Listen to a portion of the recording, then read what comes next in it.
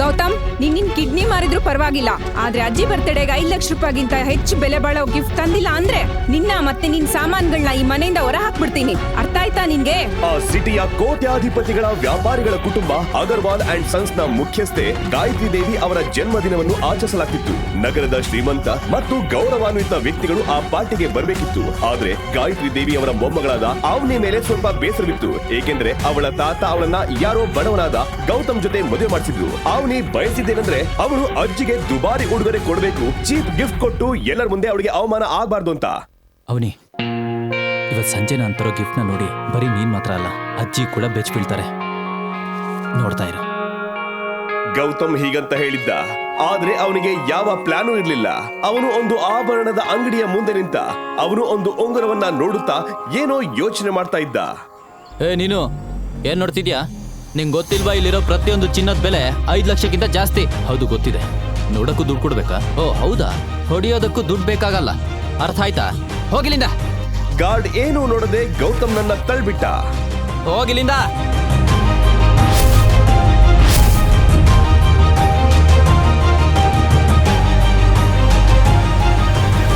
ಅವನಿ ಅಜ್ಜಿಗೆ ಏನ್ ಗಿಫ್ಟ್ ಕೊಡ್ಬೇಕಂತ ಗೌತಮ್ ಯೋಚಿಸ್ತಿದ್ದಾಗ ಏಕಾಏಕಿ ಗಾರ್ಡ್ ಪೊಲೀಸ್ಗಳನ್ನ ಕರ್ಕೊಂಡು ಬಂದ. ನೋಡಿ ಸರ್, ಇವನೇ ಅವನು.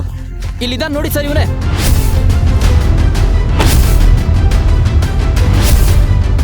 ಈ ಕಳ್ಳನ ಅರೆಸ್ಟ್ ಮಾಡಿ. ಏನಾಯ್ತು ಇನ್ಸ್ಪೆಕ್ಟರ್ ಸರ್? ಸರ್ ನೋಡಿ ಸರ್, ಅಂಗಡಿ ಹೊರಗೆ ನಿಂತವನು ಇವನೇ ಸರ್. ಅಯ್ಯೋ, ನಾನು ಸುಮ್ಮನೆ ಅಂಗಡಿ ಮುಂದೆ ನಿಂತಿದ್ದಷ್ಟೇ, ನಾನೇನು ಕಳ್ತನ ಮಾಡಿಲ್ಲ. ಪೊಲೀಸ್ ಸ್ಟೇಷನ್ಗೆ ಬಾ. ಅಲ್ಲಿ ಲಾಠಿ ಎಟ್ ಬಿದ್ದಾಗ ನೀನೇ ನಿಜ ಹೇಳ್ತೀಯ. ಯಾರಿಂದ ಈ ಉಂಗ್ರನ್ ಕದ್ದೆ ಅಂತ ಎಲ್ಲ ಹೇಳ್ತೀಯ ನೀನು. ಇನ್ಸ್ಪೆಕ್ಟರ್ ಸರ್, ನಾನು ಏನು ಮಾಡಿಲ್ಲ, ದಯವಿಟ್ಟು ನನ್ನ ಮಾತು ಕೇಳಿ. ಪೊಲೀಸರು ಗೌತಮ್ ನನ್ನ ಹಿಡಿದು ಪೊಲೀಸ್ ಸ್ಟೇಷನ್ಗೆ ಕರ್ಕೊಂಡು ಹೋದ್ರು. ಗೌತಮ್ ಎಷ್ಟೇ ಬೇಡ್ಕೊಂಡ್ರು ಯಾರು ಅವನ ಮಾತು ಕೇಳಲಿಲ್ಲ. ಸ್ಟೇಷನ್ ತಲುಪಿದ ಮೇಲೆ ಇನ್ಸ್ಪೆಕ್ಟರ್ ಅವನನ್ನ ಲಾಕಪ್ ನಲ್ಲಿ ಹಾಕಿಟ್ರು. ಸರ್, ನನ್ನ ಮಾತು ಕೇಳಿ ಸರ್. ಏನ? ನಾನು ಅವನೇ ಅಗರ್ವಾಲ್ನ ಗಂಡ. ಓ, ಅಂದ್ರೆ ನೀನೇನಾ ಅದು ಅಗರ್ವಾಲ್ ಕುಟುಂಬದ ಸೋಂಬೇರಿ ಅಳಿಯ ಶ್ರೀಮಂತ ಹೆಂಡತಿಯನ್ನ ಇಂಪ್ರೆಸ್ ಮಾಡೋದಕ್ಕೆ ಈ ಕಳ್ತನ ಮಾಡ್ತಿದ್ಯಾ? ನಾನು ಇನ್ಸ್ಪೆಕ್ಟರ್ ಸರ್ ಪ್ಲೀಸ್ ಒಂದ್ ನಿಮಿಷ ಸರ್, ನೀವು ತಪ್ಪಾಗಿ ಅರ್ಥ ಮಾಡ್ಕೊಂಡಿದ್ದೀರಾ. ನಾನು ಅಂಗಡಿ ಹೊರಗೆ ನಿಂತಿದ್ದೆ ಅಷ್ಟೇ. ನೀವು ಅವನಿನ್ನೇ ಕೇಳಿ, ಅವಳೇ ನಿಮಗೆ ಎಲ್ಲ ಹೇಳ್ತಾಳೆ. ಏನು ಕಳ್ತನನು ಶುರು ಮಾಡ್ಬಿಟ್ಟಿದ್ದಾನಾ? ಇನ್ಸ್ಪೆಕ್ಟರ್, ನಿಮ್ಗೆ ಇಷ್ಟ ಬಂದಂಗ್ ಮಾಡಿ, ನಾನು ಅವನಿಗೆ ಜಾಮೀನ್ ಕೊಡ್ಸಲ್ಲ.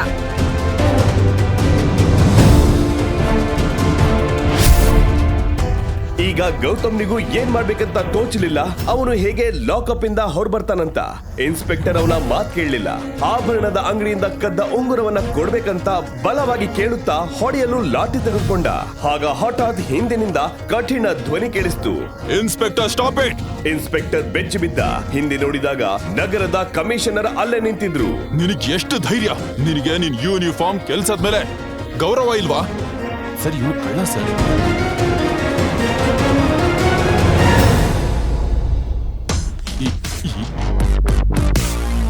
ಈ ಇನ್ಸ್ಪೆಕ್ಟರ್ ತಪ್ಪಿಗಾಗಿ ನಾನು ನಿಮ್ಮ ಹತ್ರ ಕ್ಷಮೆ ಕೇಳ್ತೀನಿ. ನಿಮಗೆ ತೊಂದರೆ ಆಗಿದೆ, ದಯವಿಟ್ಟು ನಮ್ಮನ್ನೆಲ್ಲ ಕ್ಷಮಿಸಿ ಸರ್. ಸರ್, ಇವನು ಅಗರ್ವಾಲ್ ಕುಟುಂಬದ ನಿಷ್ಠಾಯೋಜಕ ಅಳಿಯ. ಇವನು ಹೆಂಡ್ತಿನೇ ನನಗೆ ಹೇಳಿದಾಳೆ ಜಾಮೀನು ಕೊಡಿಸಲ್ಲ ಅಂತ. ಕಳ್ಳ! How dare you say that? ಇವ್ರೇನಾದ್ರೂ ಮನ್ಸ್ ಮಾಡಿದ್ರೆ ಆ ಶೋರೂಮ್ ಕಿಂತನೂ ದೊಡ್ಡದಾಗಿ 10 ಅಂಗಡಿನ ಕೊಂಡ್ಕೊಂಡು ಬೆಂಕಿ ಹಚ್ಬೋದು. ಇದು ನೋಡು. ಕಮಿಷನರ್ ಪೊಲೀಸ್ಗೆ ತನ್ನ ಫೋನ್ ನಲ್ಲಿ ಒಂದು ಮೆಸೇಜ್ ತೋರಿಸಿದ. ಅದನ್ನ ನೋಡ್ತಿದ್ದಂತೆಯೇ ಇನ್ಸ್ಪೆಕ್ಟರ್ ಗಾಬರಿಯಾದ. ಅವನು ಗೌತಮ್ನ ಕಾಲಿಗೆ ಬಿದ್ದು ಕ್ಷಮೆ ಕೇಳಿದ. ನನ್ನ ಕ್ಷಮಿಸಿ ಸರ್, ದಯವಿಟ್ಟು ನನ್ನ ಕ್ಷಮಿಸಿ ಸರ್. ನಾನು ನಿಮ್ಮನ್ನ ಹೊರಗೆ ಬಿಟ್ಬರಲ್ಲ. ಅದ್ರ ಅವಶ್ಯಕತೆ ಇಲ್ಲ. ನಾನು ಯಾರು ಅನ್ನೋದು ಯಾರಿಗೂ ಗೊತ್ತಾಗಬಾರ್ದು. ಹಾಗೆ ನೋಡ್ಕೊಳ್ಳಿ, ನನ್ನ ಹೆಂಡತಿಗೂ ಸಹ. ಸರಿ ಸರ್. ಹೀಗೆಂದು ಗೌತಮ್ ಅಲ್ಲಿಂದ ಹೊರಟ. ಅವನು ನಿಜವಾಗ್ಲೂ ಯಾರು, ಏಕೆ ಕಮಿಷನರ್ ಕೂಡ ಅವನ ಮುಂದೆ ಬೇಡ್ಕೊಂಡ? ದೊಡ್ಡ ರಹಸ್ಯ ಬಯಲಾಗಲಿದೆ.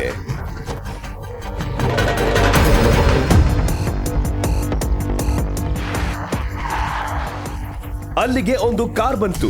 ಒಬ್ಬ ವೃದ್ಧ ಕಾರಿನಿಂದ ಇಳಿದು ಗೌತಮ್ನ ಕೈಗೆ ಒಂದು ಬಾಕ್ಸ್ ಕೊಟ್ಟ. ಆ ಬಾಕ್ಸ್ ನಲ್ಲಿ ಏನಿತ್ತು? ಗೌತಮ್ನ ರಹಸ್ಯವೇನು? ಸಂಜೆ ಆಗುತ್ತಿದ್ದಂತೆ ಅರಮನೆ ಉತ್ಸವದ ವಾತಾವರಣದಲ್ಲಿ ಮುಳುಗಿತ್ತು. ಏಕೆಂದ್ರೆ ಅವನಿಯ ಅಜ್ಜಿ ಗಾಯತ್ರಿ ದೇವಿ ಅವರ ಜನ್ಮದಿನ. ನಗರದ ಶ್ರೀಮಂತರು, ರಾಜ ಮನೆತನದವರು ಯಾರೂ ಈ ಸಂಭ್ರಮ ತಪ್ಪಿಸಿಕೊಳ್ಳಲು ಬಯಸಲಿಲ್ಲ. ದೇಶದ ನಾನಾ ಕಡೆಯಿಂದ ಜನ ದುಬಾರಿ ಗಿಫ್ಟ್ಗಳೊಂದಿಗೆ ಬಂದಿದ್ದರು. ಸ್ವಲ್ಪ ಹೊತ್ತಿನ ಬಳಿಕ ಗೌತಮ್ ಕೂಡ ಪಾರ್ಟಿ ಸ್ಥಳಕ್ಕೆ ತಲುಪಿದ. ಗೌತಮ್ ಪಾರ್ಟಿಗೆ ಬರೋದನ್ನ ಅವನೇ ನಿರೀಕ್ಷಿಸಿರ್ಲಿಲ್ಲ. ನಿನ್ನನ್ ಯಾರು ಪೊಲೀಸ್ ಸ್ಟೇಷನ್ ಇಂದ ಬಿಡುಗಡೆ ಮಾಡಿತ್ತು? ನೀನ್ ಅಲ್ಲೇ ಇದ್ದಿದ್ರೆ ಚೆನ್ನಾಗಿರ್ತಾ ಇತ್ತು. ನನ್ಗೇನು ಕತ್ತಿಲ್ಲ.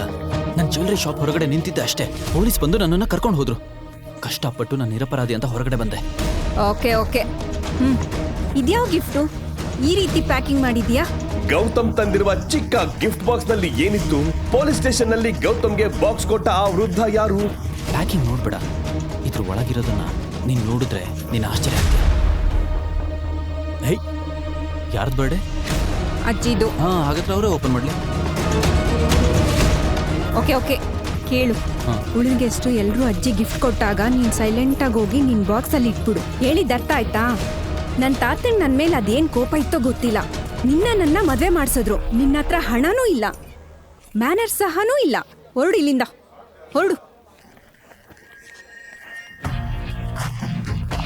ಗೌತಮ್ ಏನಾದ್ರೂ ಯೋಚಿಸುವ ಮುನ್ನವೇ ಯಾರೋ ಪಾರ್ಟಿ ಹಾಲ್ಗೆ ಗಿಫ್ಟ್ ಬಾಕ್ಸ್ ಹಿಡಿದು ಅಜ್ಜಿ ಕಡೆಗೆ ಬರ್ತಿದ್ರು.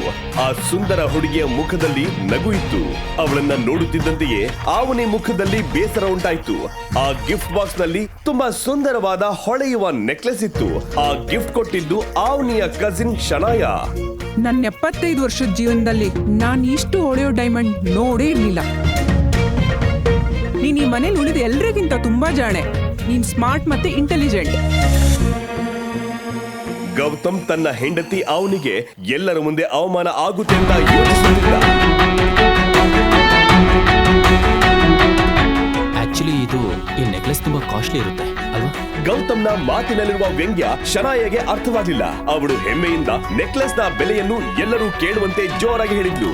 ಹೌದು, 1.5 ಕೋಟಿ. 1.5 ಕೋಟಿನ? ಅಂದ್ರೆ ಶನಾಯಂಗಿ ಡೈಮಂಡ್ ಕೊಟ್ಟವನು ತುಂಬಾನೇ ಬುದ್ಧಿವಂತ. 5 ಲಕ್ಷ ಡೈಮಂಡ್ ನ 1.5 ಕೋಟಿಗೆ? ವಾವ್. What ever. 500 ರೂಪಾಯಿ ಜೇಬಲ್ ಇಟ್ಕೊಂಡು ಓಡಾಡೋರ್ಗೆ ಡೈಮಂಡ್ ಬೆಲೆ ಹೇಗೆ ಗೊತ್ತಾಗುತ್ತೆ? ಅಷ್ಟು ಜ್ಞಾನ ನಿನ್ಗೆಲ್ಲಿದೆ? ಸುಮ್ನೆ ಇರು. ಗಾಯತ್ರಿ ಅವರು ಪಾರ್ಟಿ ಹಾಳು ಮಾಡಲು ಬಂದಿದ್ಯಾ ಎಂದರು. ನೀನು ಕೆಲ್ಸಕ್ ಬಾರ್ದವನು. ನನ್ ಮೊಮ್ಮಗಳನ್ನ ಅವಮಾನ ಮಾಡಕ್ಕೆ ನೆಕ್ಲೆಸ್ ಬೆಲೆ ಬಾಳಲ್ಲ ಅಂತ ಹೇಳ್ತಿದ್ಯಾ? ಬೇಕು ಅಂತಾನೆ ನೀನು ನನ್ ಮೊಮ್ಮಗಳಿಗೆ ಈ ತರ ಮಾಡ್ತಿದ್ಯಾ? ಅಜ್ಜಿ, ನಿಮಗೆ ನನ್ನ ಮೇಲೆ ನಂಬಿಕೆ ಇಲ್ಲ ಅಂದ್ರೆ ಪ್ಲೀಸ್ ಮಿಸ್ಟರ್ ಪಾರಿಕ್ ಅವ್ರನ್ನೇ ಕೇಳಿ. ಅವರು ಈ ಸಿಟಿಯಲ್ಲಿ ದೊಡ್ಡ ಡೈಮಂಡ್ ಮರ್ಚೆಂಟ್ ಅಲ್ವಾ? ಪ್ಲೀಸ್. ಗಾಯತ್ರಿ ದೇವಿ ಮನಸ್ಸಿಲ್ಲದೆ ನೆಕ್ಲೆಸ್ ಅನ್ನ ಮಿಸ್ಟರ್ ಪರೀಕ್ಗೆ ಪರೀಕ್ಷೆ ಮಾಡಲು ಕೊಟ್ಟರು. ಅವರು ನೆಕ್ಲೆಸ್ ತೆಗೆದುಕೊಂಡು ಪರಿಶೀಲಿಸಿದರು. ಸ್ವಲ್ಪ ಹೊತ್ತಿನ ನಂತರ ಹೇಳಿದರು, ಯಾರೋ ಚೀಪ್ ಡೈಮಂಡ್ ನ ದುಬಾರಿ ಡೈಮಂಡ್ ಅಂತ ಹೇಳಿ ಮಾರಿದ್ದಾರೆ. ನನ್ನ ಕಣ್ಗಳು ಯಾವತ್ತೂ ಮೋಸ ಮಾಡೋದಿಲ್ಲ. ಯಾರೋ ಶನಾಯ ಅವ್ರಿಗೆ ಮೋಸ ಮಾಡಿದ್ದಾರೆ. ನೋಡಿದ್ರ ಅಜ್ಜಿ, ನಾನು ಹೇಳಿದ್ದು ಸತ್ಯ. ಯಾರೋ ಶನಾಯಂಗೆ. ಸಾಕು ಗೌತಮ್, ಸುಮ್ನೆ ಇರು. ನನ್ನ ಕಸಿನ್ ಸುಳ್ಳು ಅಂತ ಹೇಳಕ್ ಎಷ್ಟೋ ಧೈರ್ಯ ನಿಂಗೆ? ನೀನ್ ಹೇಳೋ, ನೀನೇನ್ ಗಿಫ್ಟ್ ತಂದಿದ್ಯಾ ಅಂತ ಹೇಳಿ. ನಾಲಾಯಕ್. ಗೌತಮ್ 2 ವರ್ಷಗಳಿಂದ ಅವಮಾನ ಸಹಿಸಿಕೊಂಡಿದ್ದ. ಅವನಿಯ ರೂಢ್ ವರ್ತನೆಯನ್ನ ಮೌನವಾಗಿ ಸಹಿಸಿಕೊಂಡಿದ್ದ. ಆದರೆ ಇಂದು ಎಲ್ಲರ ಮುಂದೆ ಆದ ಅವಮಾನವನ್ನು ಸಹಿಸಿಕೊಳ್ಳಲು ಆಗಿಲ್ಲ. ಅವನು ತನ್ನ ಗಿಫ್ಟ್ ಬಾಕ್ಸ್ ತೆಗೆದುಕೊಂಡು ಗಾಯತ್ರಿ ದೇವಿ ಕಡೆ ಹೋದ.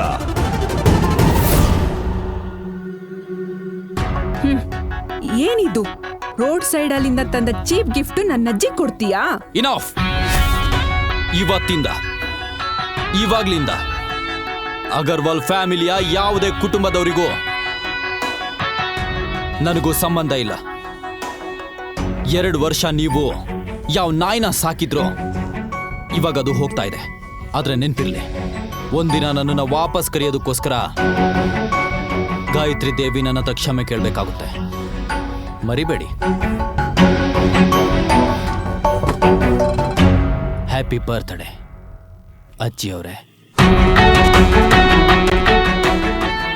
ಬಾಕ್ಸ್ ಒಳಗೆ ಏನಿತ್ತೋ ಅದನ್ನು ನೋಡಿ ಅವನಿಗೆ ಶಾಕ್ ಆಯ್ತು.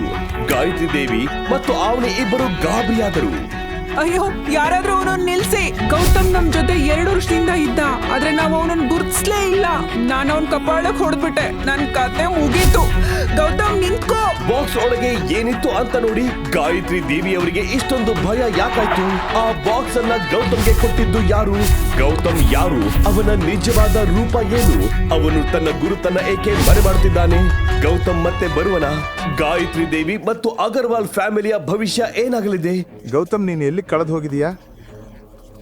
ಇಲ್ಲೇ ಇದೀಯಾ ನೀನು? ಗೌತಮ್ ನಿಜವಾಗಿಯೂ ಹಗಲಲ್ಲೇ ಕನಸು ಕಾಣುತ್ತಿದ್ದನು. ಅವನು ಆ ದುಬಾರಿ ನೆಕ್ಲೆಸ್ಸನ್ನು ತಕ್ಷಣವೇ ಅಜ್ಜಿಗೆ ಕೊಟ್ಟು ನಿಜವನ್ನು ಹೇಳಿಬಿಡಬೇಕೆಂದು ಯೋಚಿಸುತ್ತಿದ್ದ. ಆದರೆ ಈಗ ಸತ್ಯ ಹೇಳುವುದು ಸರಿಯಲ್ಲವೆಂದು ಅವನು ಭಾವಿಸಿದ. ಗೌತಮ್ ಸಿದ್ಧನಾಗಿರಲಿಲ್ಲ. ಅವನು ನಿಧಾನವಾಗಿ ಉಡುಗೊರೆಯನ್ನು ಅಡಗಿಸಲು ಯತ್ನಿಸಿದ. ಆ ಸಮಯದಲ್ಲಿ ನೀಲ್ ಅದನ್ನು ನೋಡಿ ಉಡುಗೊರೆಯ ಪೆಟ್ಟಿಗೆಯನ್ನು ಕಸಿದುಕೊಂಡನು. ಅಯ್ಯೋ, ಇದರಲ್ಲಿ ಇಷ್ಟು ಅಮೂಲ್ಯವಾದ ನೆಕ್ಲೆಸ್ ಇದೆ, ಈ ಬಡವನಿಗೆ ಇದು ಎಲ್ಲಿಂದ ಸಿಕ್ಕಿತು? ಖಂಡಿತ ಕದ್ದಿದ್ದಾನೆ. ನೀಲ್ನ ಮಾತುಗಳನ್ನು ಕೇಳಿ ಎಲ್ಲರೂ ಅಲ್ಲಿಗೆ ಬಂದರು. ಎಲ್ಲರ ತೀಕ್ಷ್ಣ ಕಣ್ಣುಗಳನ್ನು ನೋಡಿ ಅವನೇ ಹೆದರಿಬಿಟ್ಟಳು. ಅವಳಿಗೆ ಅವಮಾನವಾಯಿತು. ಅವಳು ಯಾರ ಮುಖ ನೋಡುವ ಧೈರ್ಯವಿಲ್ಲದೆ ನಿಂತುಬಿಟ್ಟಳು. ನೋಡಿ, ನಮ್ಮ ಪ್ರಿಯ ಅಳಿಯ ಇದನ್ನು ತೆಗೆದುಕೊಂಡು ಹೋಗ್ತಾ ಇದ್ದ. ನಾನು ನೋಡದೇ ಇದ್ದಿದ್ರೆ ಅಷ್ಟೇ. ಯಾರಿಗೆ ಗೊತ್ತು ಇವನ ಉದ್ದೇಶ ಏನು ಅಂತ? ಎಲ್ಲವನ್ನೂ ಕದ್ದುಕೊಂಡು ಹೋಗ್ತಿದ್ದೆ ಎಂದು ನೀಲ್ ಹೇಳಿದ. ಇದನ್ನು ಕೇಳಿ ಶನಯ್ಯ ನೀಲ್ನ ಕೈಯಿಂದ ಹಾರವನ್ನು ತೆಗೆದುಕೊಂಡು ಅದನ್ನು ನೋಡತೊಡಗಿದಳು. ಅವಳು ಕೋಪದಿಂದ ಹೇಳಿದಳು, ಅಜ್ಜಿ, ನಾನು ಹೇಳಿದ್ದೆ ತಾನೇ, ಇದೇ ಆ 13 ಲಕ್ಷದ ನೆಕ್ಲೆಸ್. ನಾನು ಜ್ಯುವೆಲರಿ ಅಂಗಡಿಯಲ್ಲಿ ನೋಡಿದ್ದೆ, ನನಗೆ ಇಷ್ಟವಾಗಿತ್ತು. ನೋಡಿ, ಈ ಮನೆಯ ಅಳಿಯ 2 ಲಕ್ಷ ಅಲ್ಲ, ನೇರವಾಗಿ 13 ಲಕ್ಷ ಬೆಲೆ ಬಾಳುವುದನ್ನು ಕದಿಯಲು ಯತ್ನಿಸಿದ್ದಾನೆ. ಗಾಯತ್ರಿ ದೇವಿ ತಮ್ಮ ಸ್ಪೆಕ್ಸ್ ತೆಗೆದು ಗೌತಮನತ್ತ ತೀಕ್ಷ್ಣವಾಗಿ ನೋಡಿದರು. ಶನಯ್ಯ ಗಾಯತ್ರಿ ದೇವಿ ಹತ್ತಿರ ಬಂದು ಅಳತೊಡಗಿದಳು. ಅವಳು ಹೇಳಿದಳು, ಖಂಡಿತ ಅರಸ್ ಕುಟುಂಬ ನನಗೆ ಈ ನೆಕ್ಲೆಸ್ ಇಷ್ಟವಾಗಿದ್ದು ಅದನ್ನು ನನಗಾಗಿ ಪ್ಯಾಕ್ ಮಾಡಿಸಿ ಕಳುಹಿಸಿರಬೇಕು. ಆದರೆ ಈ ಗೌತಮ್ ನಮ್ಮ ಎಲ್ಲ ವಸ್ತುಗಳ ಮೇಲೂ ಕಣ್ಣಿಟ್ಟಿದ್ದಾನೆ. ಅಜ್ಜಿ, ನೀವು ಪೊಲೀಸಿಗೆ ಕರೆ ಮಾಡಿ, ಇವನನ್ನು ಹಿಂದೆ ಪೊಲೀಸಿಗೆ ಒಪ್ಪಿಸಿ. ಹೀಗೆ ಬಿಟ್ಟರೆ ಇವನ ಆಟ ಹೆಚ್ಚಾಗುತ್ತದೆ. ಶನಯ್ಯ ಮಾತುಗಳನ್ನು ಕೇಳಿ ಗಾಯತ್ರಿ ದೇವಿ ಕೋಪಗೊಂಡರು. ಅವರು ಗೌತಮ್ ಮತ್ತು ಅವನಿಯ ಎದುರು ಬಂದು ನಿಂತರು. ನೀನು ಏನು ಬಯಸುತ್ತೀಯಾ? ನಮ್ಮ ಸಂತೋಷವನ್ನು ಸಹಿಸಲು ಆಗುತ್ತಿಲ್ಲವೇ ನಿನಗೆ? ಈ ಧ್ವನಿ ಕೇಳಿ ಅವನಿಯ ಹೃದಯ ತಲ್ಲಣಗೊಂಡಿತು. ಅನಿಲ್ ಮತ್ತು ಗೀತಾಳ ಕಣ್ಣುಗಳಲ್ಲಿ ಸಹ ಅಶಾಂತಿ ಸ್ಪಷ್ಟವಾಗಿತ್ತು. ಗಾಯತ್ರಿ ದೇವಿ ಮುಂದೆ ಬರುವ ಮುನ್ನ ಅವನಿ ಮೆಲುಧ್ವನಿಯಲ್ಲಿ ಕೇಳಿದರು, ಗೌತಮ್, ನಿಜ ಹೇಳು, ಈ ನೆಕ್ಲೆಸ್ ನಿನಗೆ ಎಲ್ಲಿಂದ ಸಿಕ್ಕಿತು? ನಾನು ಏನಾದರೂ ಹೇಳಿದ್ರೆ ನೀನು ನಂಬುತ್ತೀಯಾ ಎಂದು ಗೌತಮ್ ಕೇಳಿದ. ಅವನಿ ಉತ್ತರ ಕೊಡದೆ ಗೌತಮ್ನ ಕಣ್ಣುಗಳನ್ನು ಸುಡುವಂತೆ ನೋಡುತ್ತಿದ್ದಳು. ಇದನ್ನು ನನಗೆ ಬೇರೆ ಯಾರೋ ಕೊಟ್ಟರು, ವಿಶೇಷವಾಗಿ ನಿನಗಾಗಿ ನೀಡಲು ಎಂದು ಗೌತಮ್ ಹೇಳಿದ. ಏನು? ಇಂತಹ ದುಬಾರಿ ವಸ್ತುವನ್ನು ನಿನ್ನಂತಹ ನಿಷ್ಪ್ರಯೋಜನಕೆನಿಗೆ ಯಾರು ಕೊಡುತ್ತಾರೆ? ಈ ಪಾರ್ಟಿಯಲ್ಲಿ ಎಲ್ಲರೂ ಮೂರ್ಖರ? ಕನಿಷ್ಠ ಸುಳ್ಳು ಹೇಳಿದ್ರೂ ನಂಬುವಂತೆ ಹೇಳು ಎಂದು ನೀಲ್ ವ್ಯಂಗ್ಯವಾಗಿ ಹೇಳಿದ. ನಾನು ಸುಳ್ಳು ಹೇಳುತ್ತಿಲ್ಲ. ಈ ಹಾರ ಅವನಿಗಾಗಿ ಬಂದದ್ದು. ಅರಸ್ ಕುಟುಂಬದಿಂದ ಬಂದ ಎಲ್ಲಾ ಉಡುಗೊರೆಗಳು ಅವನಿಗಾಗಿ ಬಂದಿವೆ. ಅವನಿ ಇಲ್ಲದಿದ್ದರೆ ಈ ಉಡುಗೊರೆಗಳೂ ಬರ್ತಾ ಇರಲಿಲ್ಲ ಎಂದು ಗೌತಮ್ ಸ್ಪಷ್ಟವಾಗಿ ಹೇಳಿದ. ಗೌತಮ್ನ ಮಾತುಗಳನ್ನು ಕೇಳಿ ಎಲ್ಲರೂ ಒಬ್ಬರನ್ನೊಬ್ಬರು ಆಶ್ಚರ್ಯದಿಂದ ನೋಡಿಕೊಂಡರು. ರಘುವೀರ್ ಮತ್ತು ಸಿದ್ಧಾರ್ಥ್ ಜಗತ್ತೇ ನೆಲ ಕೆಳಗಾದಂತೆ ಆಯಿತು. ಆದರೆ ಅವನಿಗೆ ಇನ್ನೂ ಗೌತಮ್ನ ಮೇಲೆ ನಂಬಿಕೆ ಬರಲಿಲ್ಲ. ಗೌತಮ್ ಕೂಡ ಅದನ್ನು ಅರಿತುಕೊಂಡ. ಆ ಅವಕಾಶವನ್ನು ಬಳಸಿಕೊಂಡು ಅವನು ಮುನ್ಷಿಯವರಿಗೆ ಹಿಂತಿರುಗಿ ಬರಲು ಮೆಸೇಜ್ ಕಳಿಸಿದನು. ಗೌತಮ್, ಸಾಕು, ಇನ್ನೆಷ್ಟು ಸುಳ್ಳು ಹೇಳುತ್ತೀಯ? ನಿನ್ನಿಂದ ನಮ್ಮ ಕುಟುಂಬಕ್ಕೆ ಎಷ್ಟು ಅವಮಾನವಾಗುತ್ತಿದೆ ಎಂದು ಕಾಣುವುದಿಲ್ಲವೇ? ಇನ್ನೇನನ್ನು ಕೇಳಲು ನನಗೆ ಇಷ್ಟವಿಲ್ಲ. ಹೋಗಿ ಅಜ್ಜಿಯ ಕಾಲಿಗೆ ಬಿದ್ದು ಕ್ಷಮೆ ಕೇಳು. ನಾನು ಸತ್ಯ ಹೇಳುತ್ತಿದ್ದೇನೆ ಅವನಿ, ನಾನು ಈ ನೆಕ್ಲೆಸ್ ಅನ್ನು ಕದ್ದಿಲ್ಲ. ನಂಬಿಕೆ ಇಲ್ಲದಿದ್ದರೆ ನೀನೇ ಪೊಲೀಸರಿಗೆ ಫೋನ್ ಮಾಡಬಹುದು. ಹೌದು, ನಾವು ಕರೆ ಮಾಡುತ್ತೇವೆ, ಕೋಪದಿಂದ ಶನಾಯ ಎಂದಳು. ಇಂದು ನೀನು ಇಲ್ಲಿಂದ ತಪ್ಪಿಸಿಕೊಂಡು ಹೋಗಲು ಆಗುವುದಿಲ್ಲ ಅಂದ್ಹೇಳಿ ಫೋನ್ ತೆಗೆದು ಪೊಲೀಸರಿಗೆ ಕರೆ ಮಾಡಲು ಪ್ರಾರಂಭಿಸಿದಳು. ಆದರೆ ಆ ಕ್ಷಣದಲ್ಲೇ ಮುನ್ಷಿಯವರು ಹಿಂಬರುತ್ತಿರುವುದನ್ನು ನೋಡಿದಳು. ಪಾರ್ಟಿಗೆ ಅವನು ಹಿಂತಿರುಗಿ ಬಂದಿರುವುದನ್ನು ನೋಡಿ ಗಾಯತ್ರಿ ದೇವಿ ಬೆಚ್ಚಿ ಬೀಳಿದ್ದಳು. ಏನಾಗುತ್ತಿದೆ ಇವತ್ತು? ಗಾಯತ್ರಿ ದೇವಿ ಏನಾದರೂ ಕೇಳುವ ಮುನ್ನ ಮುನ್ಷಿಯವರು ತಮ್ಮ ಗಾರ್ಡ್ಗಳಿಗೆ ಸೂಚನೆ ನೀಡಿದರು. ಅವರ ಕಣ್ಣುಗಳು ಕೋಪದಿಂದ ಕೆಂಪಾಗಿದ್ದವು. ದೊಡ್ಡ ಸಾಮ್ರಾಜ್ಯದ ಮಾಲೀಕನಾದ ಗೌತಮ್ಗೆ ಹೀಗೆ ಅವಮಾನವಾಗುವುದನ್ನು ಅವರು ಸಹಿಸಲಿಲ್ಲ. ಎಲ್ಲವನ್ನೂ ತೆಗೆದುಕೊಂಡು ಹೋಗಿ, ಏನೂ ಉಳಿಯಬಾರದು. ಏನಾಯ್ತು ಸರ್? ಇದು ನಾನು ಈಗ ಯಾರೊಂದಿಗೂ ಮಾತನಾಡಲು ನನಗೆ ಇಷ್ಟವಿಲ್ಲ. ಮುಂಚಿಯವರ ಮಾತುಗಳು ಕೇಳುತ್ತಿದ್ದಂತೆ ಗಾರ್ಡುಗಳು ಎಲ್ಲ ಉಡುಗೊರೆಗಳನ್ನು ಕಾರಿಗೆ ಹಿಂತಿರುಗಿಸಲು ಪ್ರಾರಂಭಿಸಿದರು. ರಘುವೀರ್ ಮತ್ತು ಸಿದ್ಧಾರ್ಥ್ ಒಬ್ಬರನ್ನೊಬ್ಬರು ನೋಡಿಕೊಂಡರು. ಯಾರಿಗೂ ಏನು ನಡೆಯುತ್ತಿದೆ ಎಂದು ಅರ್ಥವಾಗಲಿಲ್ಲ. ಆ ಕ್ಷಣದಲ್ಲೇ ಸಿದ್ಧಾರ್ಥ್ ಮುಂದೆ ಬಂದು ಮುಂಚಿಯವರಿಗೆ ಹೇಳಿದನು, ಸರ್, ಏನಾಯಿತು? ನೀವೇನಾದರೂ ಬೇಸರಗೊಂಡಿದ್ದೀರಾ? ಏನಾದರೂ ವಿಷಯವಿದ್ದರೆ ನಾವು ಕುಳಿತು ಮಾತಾಡಬಹುದು. ನನ್ನ ಅಪ್ಪ ರಾಥೋರ್ ಕುಟುಂಬವನ್ನು ಚೆನ್ನಾಗಿ ತಿಳಿದಿದ್ದಾರೆ. ನಿನ್ನಪ್ಪ ಯಾರು? ಅವನು ಯಾರು ಅಂತ ನನಗೆ ಚೆನ್ನಾಗಿ ಗೊತ್ತು. ನನ್ನ ದಾರಿಗಡ್ಡ ಬರಬೇಡ. ರಾಥೋರ್ ಕುಟುಂಬವು ನಿಮ್ಮಂಥವರ ಜೊತೆ ಸಂಪರ್ಕ ಇಟ್ಕೊಳ್ತದೆ ಅಂತ ನೀನು ಅನ್ಕೋತಾ ಇದೀಯಾ? ಮುಂಚಿಯವರ ಮುಖ ಕೆಂಪಾಗಿರುವುದನ್ನು ನೋಡಿ ಎಲ್ಲರೂ ಭಯದಿಂದ ನಿಂತುಕೊಂಡರು. ಆದರೆ ಗೌತಮ್ ಶಾಂತವಾಗಿ ನಿಂತು ಈ ನಾಟಕವನ್ನು ನೋಡುತ್ತಿದ್ದನು. ಅವನಿ ಮತ್ತು ಅವಳ ಕುಟುಂಬಕ್ಕೆ ಇದು ದೊಡ್ಡ ಆಘಾತವಾಗಿತ್ತು. ಆದರೆ ತನ್ನ ಕುಟುಂಬಕ್ಕೆ ಅವಮಾನವಾಗುವುದನ್ನು ಗಾಯತ್ರಿ ದೇವಿ ಸಹಿಸಲಿಲ್ಲ. ರಘುವೀರ್ ಅವರೇ, ಏನು ನಡೆಯುತ್ತಿದೆ? ನೀವು ಏನು ಹೇಳುವುದಿಲ್ಲವೇ? ಪರಿಸ್ಥಿತಿ ಗಂಭೀರವಾಗಿದೆ ಎಂದು ಅರಿತುಕೊಂಡ ರಘುವೀರ್ ತಲೆ ತಗ್ಗಿಸಿದನು. ಒಂದು ಮಾತು ಆಡಿದರೂ ಸುಳ್ಳು ಬಯಲಾಗುತ್ತದೆ ಎಂದು ಅವನಿಗೆ ತಿಳಿದಿತ್ತು. ನೀಲ್ ಗಾಯತ್ರಿ ದೇವಿಯನ್ನು ನೋಡುತ್ತಿದ್ದನು. ತನ್ನ ಅಕ್ಕ ಮತ್ತು ಅಜ್ಜಿಯ ಮುಖದಲ್ಲಿ ನಿರಾಶೆ ನೋಡುವುದನ್ನು ಅವನು ಸಹಿಸಲಿಲ್ಲ. ಸರ್, ದಯವಿಟ್ಟು ನನ್ನ ಮಾತು ಕೇಳಿ. ನಿಜ ಹೇಳಬೇಕೆಂದ್ರೆ ನಾವು... ಸುಮ್ಮನಿರು ನೀನು, ನನಗೆ ನನ್ನ ಕೆಲಸ ಮಾಡಲು ಬಿಡು ಅಂತ ಹೇಳಿ ಮುನ್ಷಿಯವರು ಗೌತಮ್ನ ಕಡೆ ನೋಡಿದರು. ಆ ಕ್ಷಣದಲ್ಲೇ ಗೌತಮ್ ಶನಾಯಳತ್ತೆ ಸನ್ನೆ ಮಾಡಿದನು. ತಕ್ಷಣವೇ ಮುನ್ಷಿಯವರ ಕಣ್ಣು ಶನಾಯ ಕೈಯಲ್ಲಿದ್ದ ನೆಕ್ಲೆಸ್ ಮೇಲೆ ಬಿತ್ತು. ಈ ನೆಕ್ಲೆಸ್ ನಿನಗೆಲ್ಲಿಂದ ಸಿಕ್ತು? ನಾನು ಹೇಳಲು ಪ್ರಯತ್ನಿಸುತ್ತಿದ್ದೆ. ಈ ನೆಕ್ಲೆಸ್ ಅನ್ನು ಗೌತಮ್ ಕದ್ದಿದ್ದಾನೆ. ಅದಕ್ಕಾಗಿಯೇ ನಾವು ಪೊಲೀಸರಿಗೆ ಕರೆ ಮಾಡಲು ಪ್ರಯತ್ನ ಪಡುತ್ತಿದ್ದೆವು. ನೀಲ್ ಮಾತು ತಿರುಗಿಸಲು ಅವಕಾಶ ಕಂಡುಕೊಂಡಿದ್ದನು. ಆದರೆ ಮುನ್ಷಿಯವರ ಈ ಮಾತು ಕೇಳಿ ಕೋಪಗೊಂಡನು. ಯಾರು ಹೇಳಿದ್ರು ಈ ನೆಕ್ಲೆಸ್ ಅನ್ನು ಕದ್ದಿದ್ದಾರೆ ಅಂತ? ಸರ್, ನೀಲ್ ಸತ್ಯ ಹೇಳುತ್ತಿದ್ದಾನೆ. ಈ ಹಾರ ನನ್ನ ಮಾಲೀಕರು ನನಗೆ ಇಲ್ಲಿಗೆ ಬರಲು ಹೇಳಿಲ್ಲ ಅಂದಿದ್ರೆ ನಿಮ್ಮ ಬಾಗಿಲಿಗೆ ನಾನು ಬರ್ತಾ ಇರಲಿಲ್ಲ ಅಂತ ಹೇಳಿ ಮುನ್ಷಿಯವರು ಗಾಯತ್ರಿ ದೇವಿಯ ಕಣ್ಣಲ್ಲಿ ನೇರವಾಗಿ ನೋಡಿ ಹೇಳಿದರು. ತಕ್ಷಣವೇ ಅವರ ದೃಷ್ಟಿ ಅವನಿಯ ಅತ್ತ ಬಿತ್ತು. ಅವಳನ್ನು ನೋಡಿ ಶನಾಯ ಕೈಯಿಂದ ಹಾರವನ್ನು ತೆಗೆದು ಅವನಿಯ ಬಳಿ ಬಂದರು. ಮಿಸ್ ಅವನಿ, ಕ್ಷಮಿಸಿ, ನಿಮಗೆ ಅನಗತ್ಯವಾಗಿ ಈ ತೊಂದರೆ ಎದುರಿಸಬೇಕಾಯಿತು. ನಿಜ ಹೇಳಬೇಕೆಂದ್ರೆ ಈ ನೆಕ್ಲೆಸ್ ಚಿಕ್ಕ ಯಜಮಾನರು ವಿಶೇಷವಾಗಿ ನಿಮಗಾಗಿಯೇ ಕಳುಹಿಸಿದ್ದಾರೆ. ಮುನ್ಷಿಯವರ ಮಾತುಗಳು ಕೇಳಿ ಎಲ್ಲರೂ ಆಶ್ಚರ್ಯಗೊಂಡರು. ಗೌತಮ್ ಸ್ವಲ್ಪ ಹಿಂದೆಯಷ್ಟೇ ಹೇಳಿದ್ದು ಸತ್ಯ ಎಂದು ಎಲ್ಲರೂ ಒಪ್ಪಿಕೊಂಡರು. ಆದರೆ ಅವನಿಗೆ ಇನ್ನೂ ನಂಬಿಕೆ ಬರಲಿಲ್ಲ. ಇದು ನನಗಾಗಿ ಕಳುಹಿಸಲಾಗಿದೆ, ಆದರೆ ಏಕೆ? ಇದನ್ನು ಕೇಳಿ ಮುನ್ಷಿಯವರು ಗೌತಮ್ ಕಡೆ ನೋಡಿದರು. ಏಕೆಂದರೆ ನಮ್ಮ ಚಿಕ್ಕ ಯಜಮಾನರು ನಿಮ್ಮನ್ನು ಪ್ರೀತಿಸುತ್ತಾರೆ. ಅದಕ್ಕಾಗಿ ಅವರು ಈ ಸಣ್ಣ ಉಡುಗೊರೆಯನ್ನು ಕಳುಹಿಸಿದ್ದಾರೆ. ಈ ಎಲ್ಲ ಉಡುಗೊರೆಗಳನ್ನು ಅವರೇ ಕಳುಹಿಸಿರುವುದು. ಗಾಯತ್ರಿ ದೇವಿ ಈ ಮಾತು ಕೇಳಿ ಬೆಚ್ಚುಬಿದ್ದರು. ಗೀತಾ ಮತ್ತು ಅನಿಲ್ಗೆ ಕೂಡ ನಂಬಲಾಗಲಿಲ್ಲ. ಆದರೆ ಅತಿ ಹೆಚ್ಚು ಆಶ್ಚರ್ಯಕ್ಕೊಳಗಾದವಳು ಅವನಿ. ಏಕೆಂದರೆ ಅವಳು ಎಂದಿಗೂ ಆ ವ್ಯಕ್ತಿಯನ್ನು ನೋಡಿರಲಿಲ್ಲ. ಅವನು ಅವಳಿಗೆ ಉಡುಗೊರೆ ಕಳುಹಿಸಿದ್ದನು. ನನಗೆ ಏನೂ ಅರ್ಥವಾಗುತ್ತಿಲ್ಲ. ನಿಮ್ಮ ಚಿಕ್ಕ ಯಜಮಾನರು ಯಾರು ಎಂದು ಅವನಿ ಕೇಳಿದಳು. ಈ ಪ್ರಶ್ನೆ ಕೇಳುತ್ತಿದ್ದಂತೆ ಮುನ್ಷಿಯವರು ಮತ್ತು ಗೌತಮ್ ಒಬ್ಬರನ್ನೊಬ್ಬರು ನೋಡಿಕೊಂಡರು. ಆದರೆ ತಕ್ಷಣವೇ ಗೌತಮ್ ಅವರಿಗೆ ಏನನ್ನೂ ಬಹಿರಂಗಪಡಿಸಬೇಡ ಎಂದು ಸೂಚಿಸಿದನು. ಸಮಯ ಬಂದಾಗ ಎಲ್ಲವನ್ನೂ ತಿಳಿದುಕೊಳ್ಳುತ್ತೀರಿ. ನಾನು ಈಗ ಏನನ್ನೂ ಹೇಳಲು ಸಾಧ್ಯವಿಲ್ಲ. ನಾನು ಈಗ ಹೋಗಬೇಕು ಅಂತ ಹೇಳಿ ಮುನ್ಷಿಯವರು ತಕ್ಷಣವೇ ಹೊರಟು ಹೋದರು. ಅವನಿ ಕ್ಷಣಕಾಲ ಮೌನವಾಗಿ ನಿಂತಿದ್ದಳು. ಇಂದು ಅವಳ ಮುಂದೆ ನಿಂತ ಸತ್ಯವನ್ನು ಸುಲಭವಾಗಿ ಒಪ್ಪಿಕೊಳ್ಳಲು ಸಾಧ್ಯವಾಗಲಿಲ್ಲ. ಆದರೆ ಇನ್ನೊಂದು ವರ್ಷದೊಳಗೆ ಅದೇ ಸತ್ಯವನ್ನು ಎದುರಿಸಬೇಕಾಗಿತ್ತು. ಆಲೋಚಿಸುತ್ತಾ ಅವನಿ ಮುನ್ಷಿಯವರನ್ನು ನಿಲ್ಲಿಸಲು ಬಾಗಿಲಿನತ್ತ ಹೊರಟಳು. ಆದರೆ ನಿಮ್ಮ ಮಾಲೀಕರ ಬಗ್ಗೆ ತಿಳಿಯದೆ ನಾನು ಈ ನೆಕ್ಲೆಸ್ ಅನ್ನು ಸ್ವೀಕರಿಸಲ್ಲ. ಅಷ್ಟರಲ್ಲಿ ಮುನ್ಷಿಯವರು ಹೊರಟು ಹೋಗಿದ್ದರು. ಈಗ ಎಲ್ಲರ ಕಣ್ಣುಗಳು ಅವನಿ ಮತ್ತು ಗೌತಮ್ ಮೇಲೆ ನೆಟ್ಟಿದ್ದವು. ಸಂಪೂರ್ಣ ಸಭಾಂಗಣದಲ್ಲಿ ನಿಶ್ಶಬ್ದತೆ ಆವರಿಸಿತು. ಆ ಕ್ಷಣದಲ್ಲೇ ಗೌತಮ್ ಆ ನಿಶ್ಶಬ್ದತೆಯನ್ನು ಮುರಿದು ಮಾತನಾಡಿದನು.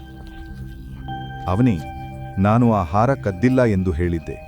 ಗೌತಮ್ನ ಧ್ವನಿ ಕೇಳುತ್ತಿದ್ದಂತೆಯೇ ಅವನಿಗೆ ತನ್ನ ತಪ್ಪು ಅರಿವಾಯಿತು. ಆದರೆ ಮತ್ತೊಂದೆಡೆ ಗಾಯತ್ರಿ ದೇವಿಗೆ ದೊಡ್ಡ ಅವಕಾಶ ಕಾಣಿಸಿತು. ಗಾಯತ್ರಿ ದೇವಿ ಸದಾ ಹಣದ ಹಿಂದೆ ಓಡುತ್ತಿದ್ದವಳು. ವಯಸ್ಸಾಗುತ್ತಿದ್ದಂತೆ ಆಕೆಗಿದ್ದ ಹಣದ ಹುಚ್ಚು ಇನ್ನೂ ಹೆಚ್ಚಾಯಿತು. ಈಗ ಅವಳ ಮುಂದೆ ಅವನಿಯ ರೂಪದಲ್ಲಿ ಒಂದು ದೊಡ್ಡ ಬ್ಯಾಂಕ್ ನಿಂತಿತ್ತು. ಈ ರಾಜ್ಯದ ರಾಜಕುಟುಂಬವೇ ಅವಳ ಬಾಲಿಗೆ ಬೀಳಿಸಿಕೊಳ್ಳಬೇಕೆಂದು ಯೋಚಿಸಿದಳು. ಈ ಆಲೋಚನೆ ತಕ್ಷಣವೇ ಅವಳ ದೃಷ್ಟಿಕೋನವನ್ನು ಬದಲಾಯಿಸಿತು. ಅವಳು ಪ್ರೀತಿಯಿಂದ ಅವನಿಯ ಹೆಗಲ ಮೇಲೆ ಕೈಯಿಟ್ಟಳು. ಅಜ್ಜಿ, ನೀವು ತಪ್ಪಾಗಿ ಅರ್ಥ ಮಾಡಿಕೊಂಡಿದ್ದೀರಿ. ನನಗೆ ಇದರ ಬಗ್ಗೆ ಗೊತ್ತಿರಲಿಲ್ಲ. ಇನ್ನೂ ಎಷ್ಟು ಮರೆ ಮಾಡುತ್ತೀಯಾ? ನಿಜ ಹೇಳಬೇಕೆಂದರೆ ಇದು ನನ್ನ ತಪ್ಪು.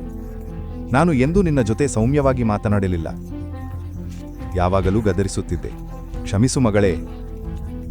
ಆದರೆ ಇಂತಹ ವಿಷಯಗಳನ್ನು ಅಜ್ಜಿಯಿಂದ ಮರೆಮಾಡಬೇಡ. ಗಾಯತ್ರಿ ದೇವಿಯ ನಡವಳಿಕೆಯಲ್ಲಿ ಹಠಾತ್ ಬದಲಾವಣೆ ಕಂಡು ಶಣೆಯಾದ ಮುಖ ಕೆಂಪಾಯಿತು. ಗೀತಾ ಮತ್ತು ಅನಿಲ್ ಬೆಚ್ಚಿಬಿದ್ದರು. ಅವರೊಬ್ಬರನ್ನೊಬ್ಬರು ನೋಡಿಕೊಂಡರು. ಒಂದೇ ಸಲ ಪಾರ್ಟಿಗೆ ಬಂದವರ ಕಣ್ಣುಗಳಲ್ಲಿ ಅವನಿಯ ಮೇಲಿನ ಗೌರವ ಹೆಚ್ಚಾಯಿತು. ಗೀತಾ ಇದನ್ನು ತನ್ನ ಅವಕಾಶವೆಂದು ನೋಡಿದಳು. ಆದರೆ ಗೀತಾ ಏನೋ ಹೇಳುವ ಮುನ್ನವೇ ಅವನಿ ಮಾತನಾಡಿದಳು. ಅಜ್ಜಿಗೆ ನಾನು ಹೇಗೆ ಹೇಳಲಿ?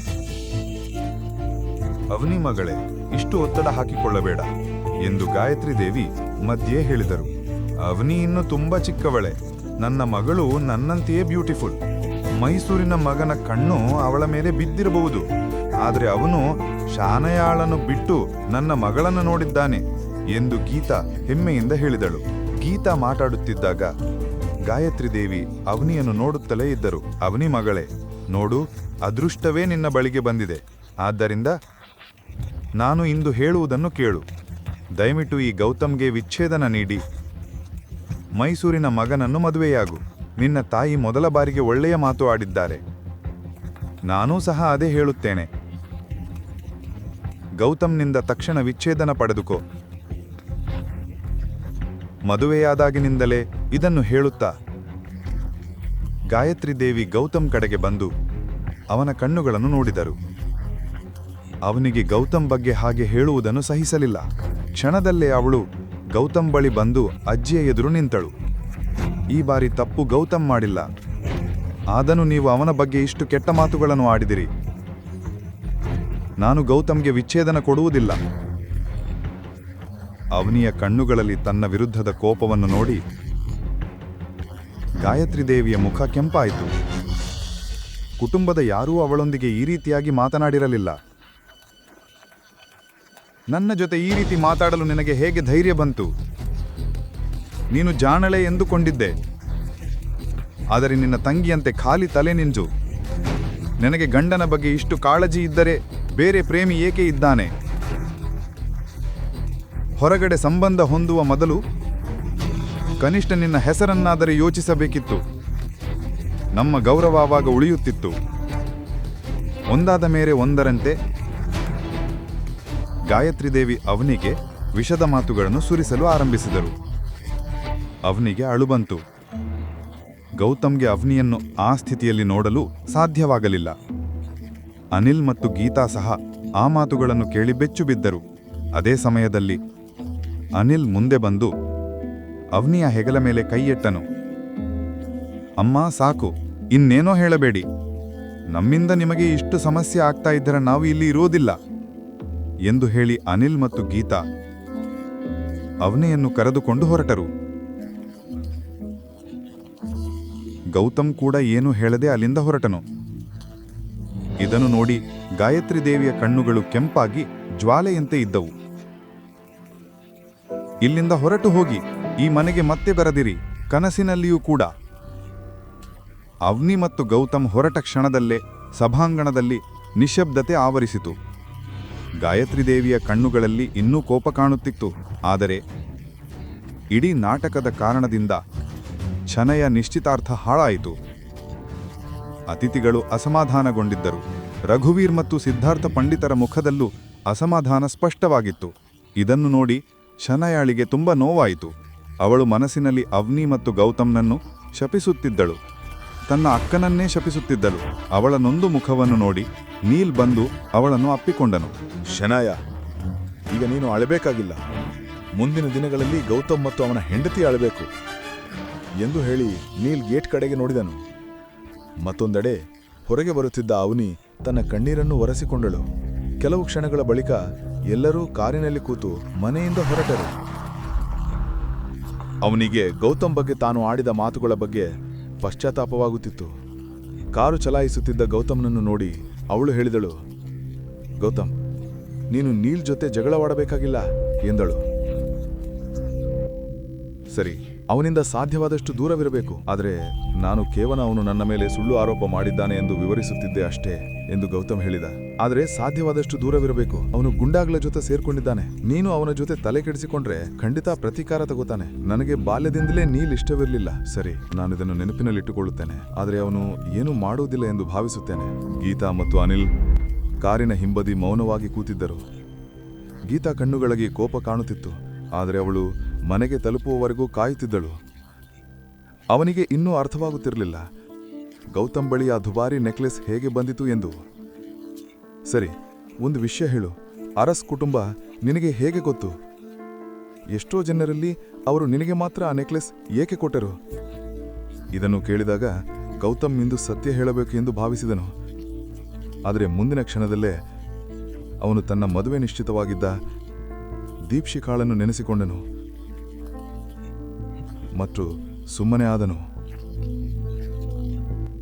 ಇಲ್ಲ ಅವನೇ, ನನಗೆ ಅರಸ್ ಕುಟುಂಬದ ಪರಿಚಯವೇ ಇಲ್ಲ. ನಿನ್ನೆ ನೀವೆಲ್ಲರೂ ಹೊರಟ ಬಳಿಕ ನಾನು ಆ ಜವಳಿ ಅಂಗಡಿಯಲ್ಲಿ ಒಬ್ಬ ವೃದ್ಧರನ್ನು ಭೇಟಿಯಾದೆ. ಅವರು ನನಗೆ ಆ ನೆಕ್ಲೆಸ್ ಕೊಟ್ಟರು. ನಾನು ಏನನ್ನಾದರೂ ಕೇಳುವುದಕ್ಕೂ ಮುನ್ನವೇ ಅವರಲ್ಲಿಂದ ಹೊರಟು ಹೋದರು. ಕೇವಲ ಇದನ್ನು ಅವನಿಡೆ ಕೊಡು ಎಂದಷ್ಟೇ ಹೇಳಿದರು. ಇದೇ ಸತ್ಯ. ಇದು ನಿನ್ನ ಮುಂದೆ ನಡೆದ ಸತ್ಯ. ಆ ವ್ಯಕ್ತಿಯೇ ಹೇಳಿದ. ಗೀತಾ ಈ ಮಾತು ಕೇಳಿ ಕಣ್ಣು ಎತ್ತಿ ನೋಡಿ ನಿಧಾನವಾಗಿ ಗುಣಗುಣಿಸಲು ಆರಂಭಿಸಿದಳು. ನೆಕ್ಲೆಸ್ ಕೊಟ್ಟದ್ದು ಒಳ್ಳೆಯದೇ. ಬಾಂಬ್ ಕೊಟ್ಟಿದ್ರೆ ಆಗ ಇವನು ಅದನ್ನು ಮನೆಗೆ ತಂದುಬಿಡ್ತಿದ್ದ. ಇವನಿಗೆ ಈ ವ್ಯಕ್ತಿಗೆ ಸ್ವಲ್ಪ ಬುದ್ಧಿಯೇ ಇಲ್ಲ. ದೇವ್ರೆ, ಏನ್ ಮಾಡ್ಲಿ? ಈ ಮನುಷ್ಯನಿಗೆ ಬುದ್ಧಿ ಒಂದು ಚೂರೂ ಇಲ್ಲ. ಅವನಿ ತನ್ನ ತಾಯಿಯ ಮಾತುಗಳನ್ನು ಲೆಕ್ಕಿಸದೆ ಗೌತಮ್ಗೆ ವಿವರಿಸಲು ಆರಂಭಿಸಿದಳು. ಗೌತಮ್ ಕೂಡ ಗಮನದಿಂದ ಕೇಳತೊಡಗಿದನು. ನಾನು ಅದನ್ನು ನೋಡಿಸಲು ಹೊರಟಿದ್ದೆ ಅಷ್ಟೇ. ಗೌತಮ್, ಯಾರಿಂದಲೂ ಹೇಗೆ ಏನನ್ನು ತೆಗೆದುಕೊಳ್ಳುವ ಅವಶ್ಯಕತೆಯೇ ಇಲ್ಲ. ಜನರು ಹೇಗೆ ನಿನ್ನನ್ನು ಬಳಸಿಕೊಳ್ಳುತ್ತಾರೆ ಎಂಬುದನ್ನು ನೀನು ತಿಳಿದಿಲ್ಲ. ಮುಂದಿನ ಸಾಲ ಎದುರಿನ ವ್ಯಕ್ತಿಯನ್ನು ಸರಿಯಾಗಿ ತಿಳಿದಿದ್ರೆ ಅವನಿಂದ ಏನನ್ನು ತೆಗೆದುಕೊಳ್ಳಬೇಡ. ಹೌದು, ಇನ್ನು ಮುಂದೆ ನಾನು ಇಂಥ ತಪ್ಪು ಮತ್ತೆ ಮಾಡುವುದಿಲ್ಲ ಎಂದು ಗೌತಮ್ ಅವನಿಗೆ ಹೇಳಿದ. ಗೌತಮ್ ಜೊತೆ ಮಾತನಾಡಿ ಅವನಿ ಕಾರಿನಿಂದ ಇಳಿದಳು. ಅವಳು ಅವನ ಕಡೆ ನೋಡತೊಡಗಿದಳು. ಮುನ್ಷಿ ಅವರಿಗೆ ತನ್ನ ಭಾವನೆಗಳನ್ನು ತಿಳಿಸಲು ಗೌತಮ್ಗಿಂತ ಉತ್ತಮ ಮಾರ್ಗವಿರಲಿಲ್ಲ ಎಂದು ಅವಳು ಆಯ್ದುಕೊಂಡಳು. ಆದರೆ ಮುನ್ಷಿ ಅವರು ಹೇಳಿದ್ದೆಲ್ಲ ಗೌತಮ್ನ ಸಲಹೆಯ ಮೇಲೆ ಆಗಿದೆ ಎಂಬುದನ್ನು ಅವಳು ತಿಳಿದಿರಲಿಲ್ಲ. ಇಡೀ ನಾಟಕ ಹಾಗೆಯೇ ನಡೆಯಿತು. ಮತ್ತೊಂದೆಡೆ ಕಾರು ಚಲಾಯಿಸುತ್ತಿದ್ದ ಗೌತಮ್ ಮತ್ತೆ ಮತ್ತೆ ಅವನಿಯತ್ತ ನೋಡುತ್ತಿದ್ದನು. ಅವನಿಗೆ ಸುಳ್ಳು ಹೇಳಿದ್ದೇನೆ ಎಂಬ ಆಲೋಚನೆ ಇತ್ತು. ಅದು ಅವನ ಮನಸ್ಸಿನೊಳಗೆ ನೋವುಂಟು ಮಾಡುತ್ತಿತ್ತು. ಅವನಿ, ಕ್ಷಮಿಸು, ನಾನು ನಿನಗೆ ಸುಳ್ಳು ಹೇಳಿದ್ದೆ ಎಂದು ಅವನ ಮನಸ್ಸಿನಲ್ಲಿ ಹೇಳಿಕೊಂಡನು. ಆದರೆ ನಾನು ಏನ್ ಮಾಡ್ಲಿ? ಇದನ್ನು ಬಿಟ್ಟ ಬೇರೆ ದಾರಿಯೇ ಇರಲಿಲ್ಲ. ನಿನಗೆ ಸತ್ಯ ಹೇಳಿದರೆ ಮುನ್ಷಿಯವರಿಗೆ ನಾನು ಕೊಟ್ಟ ಮಾತು ಮುರಿಯಬೇಕಾಗುತ್ತದೆ. ಆದ್ದರಿಂದ 1 ವರ್ಷದವರೆಗೂ ನಿನಗೆ ಸತ್ಯ ಹೇಳುವುದಿಲ್ಲ. ಮುಂದಿನ ಕಥೆ ತಿಳಿಯಲು ಪಾಕೆಟ್ FM ಯೂಟ್ಯೂಬ್ ಚಾನೆಲ್ನಲ್ಲಿ ಮುಂದಿನ ಎಪಿಸೋಡ್ಗಳನ್ನು ನೋಡಿ ಮತ್ತು ರಾಯಲ್ ವಾರಸದಾರ ಎಲ್ಲಾ ಎಪಿಸೋಡ್ಗಳನ್ನು ಕೇಳಲು ಪಾಕೆಟ್ FM ಆಪ್ ಈಗಲೇ ಡೌನ್ಲೋಡ್ ಮಾಡಿ. ಲಿಂಕ್ ಡಿಸ್ಕ್ರಿಪ್ಷನ್ನಲ್ಲಿ ನೀಡಲಾಗಿದೆ.